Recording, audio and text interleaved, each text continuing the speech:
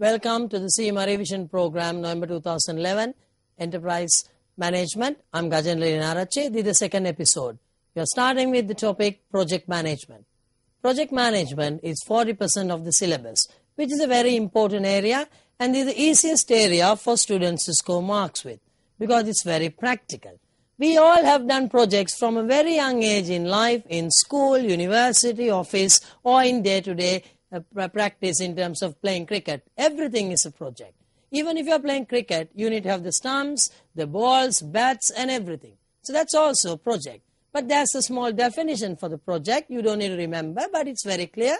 A project is a collection of activities undertaken to achieve a predetermined objective, utilizing the available resources within a specific time frame. I'll repeat. A project is a collection of activities undertaken to achieve a predetermined objective, utilizing the available resources within a specific time frame. The most important thing in that definition is a predetermined objective. So everything we do has to be carried out with a predetermined objective. In fact, everything is a project. Then why do some projects fail? Because maybe they don't have a proper objective. Maybe people who are implementing the project do not clearly understand the objective. Now, doing cima and going to the exam is a project. On the exam day itself is a project. The examination guidelines, your identity card, the calculators, and the system has to be in place. Then you have to make sure you go to the exam early, avoid the traffic. It's a project.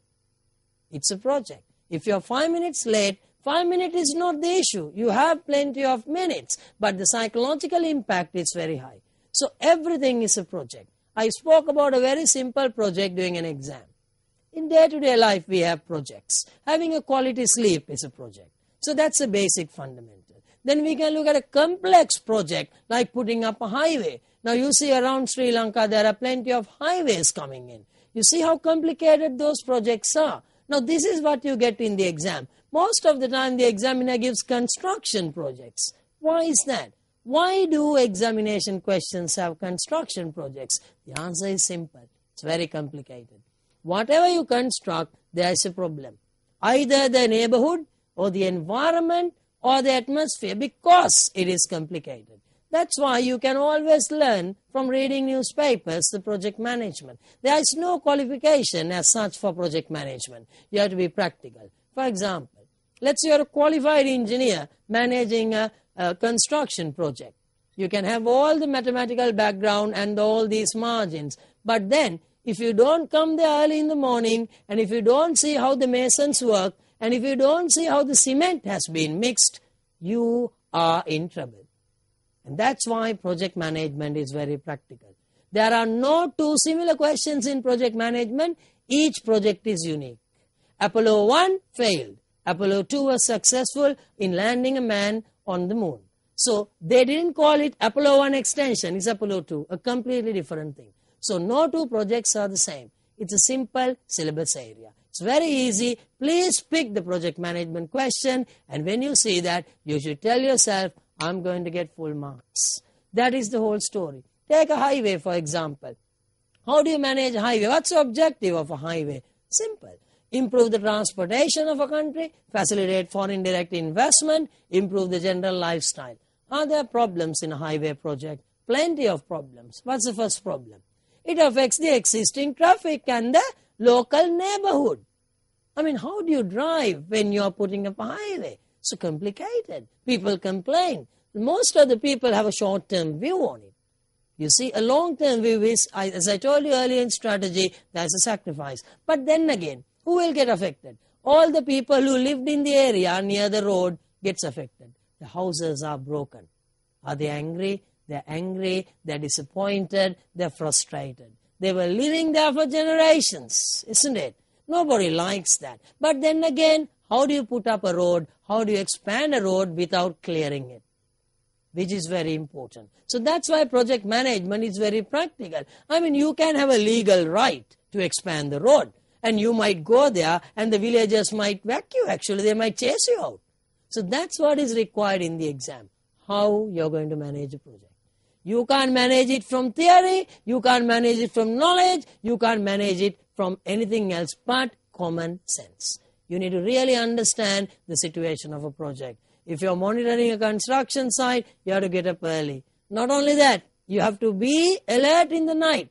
If something goes wrong, if somebody mixes something to the cement, your building will collapse. That's the whole story. It's a very practical area. Students should find this area very interesting and very easy, because I'm sure every one of you have gone to a formal school. Some of you all would have gone to a public school, maybe 5,000 to 8,000 students, but some would have gone to a smaller school. But still, school education gives the fundamental logic for managing a project, because you do projects from sports meet to get-togethers, to Commerce Day, to Maths Day, to cricket matches, organizing big matches. Those are projects. Participating in a sporting event is a project. You need to have your proper players, and that is the whole story. Take a simple event like a Commerce Day or a Maths Day. Is it a project? Yes. Is it complicated? Definitely. Why is it complicated? There are so many stakeholders. The principal has a say in everything at the end. So the student has to decide on that. Then who are the other stakeholders? The sectional heads and the other relevant parties.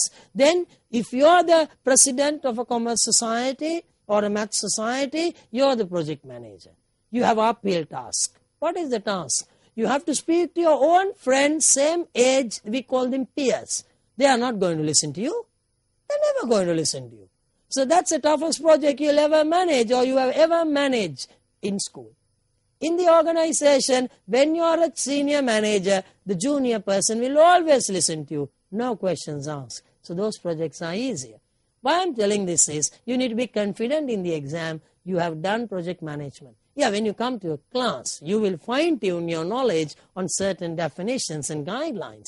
But fundamental background is set in school for project management. Getting back to a Commerce Day. Then you have to have a meeting with your friends. They tell all sorts of things. You can't tell what they are saying to a sectional head.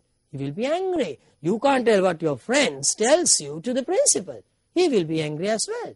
Plus, principal might say, no, after 6, no decorations, stop at this point. They will say, with the school uniform, you can't go out, you can't do anything.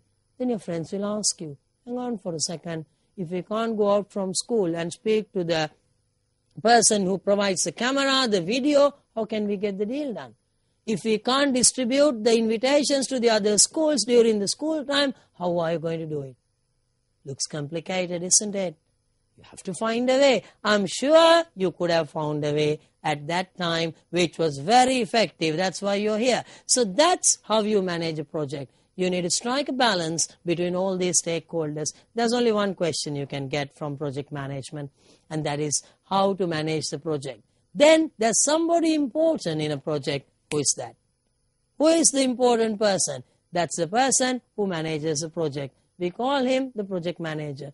The only questions you can get is how he is doing the work, and is he doing a proper job? Is he properly experienced to do it, or do we need to replace him? And what are his duties? All depend on the nature of the project. You can get a small project like a charity, collecting money for tsunami, helping people who are affected from tsunami. That's also a project, objective. Put up 10 houses for people who got affected.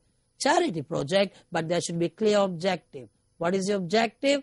10 houses. But you might be engaged in a larger project, research and development project for a biotech company, Indian biotech company, going to research on a potential drug for cancer. My goodness, is it complicated? Yes, very complicated. Different scientists have to come, different research objectives, financial implications. Then you might get another project totally different, an airline. Okay, problem with a plane. Plane has been grounded like Qantas last week. 21 million US dollars lost per day due to grounding the entire fleet. Is it a project? Yes, a problem.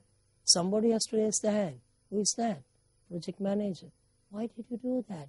Why did you do that? That's the problem. You see, so project manager is the most important person in managing a project. As I told you earlier, this is your bread and butter. You can score easily. Strategic management is a complicated topic. complicated, interesting, wonderful, but there's no one correct answer. But project management, I'm telling you, you will never get a project as complicated as a project you had in school. At school, it was very complicated for one reason. You're the project manager, but you're under all the teachers and the principals and the other administrative officers, and you're managing a team who are exactly like you and who's never going to listen to you. If you have done that in school, that's wonderful. Then every exam question looks easy. Then, whenever a project question is tested, you look at the view of a project manager. Then the next question you can get is how the project manager can identify the key stakeholders. And that is important. Then how to manage them. You will realize with any form of knowledge, you cannot satisfy every stakeholder. Take a simple example of a highway or expanding a road. Who are happy? Businessmen, the government, the strategic planning people, foreign investors, general. Nobody likes traffic, isn't it? But who is totally unhappy? The residents.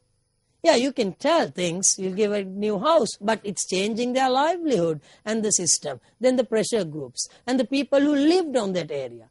Just imagine a highway coming in, so you're not using the road below and all the restaurants and shops. What business will they get? They get the business of counting cars which goes on the highway, that's all. Why? Because the model is changing. But what's the solution?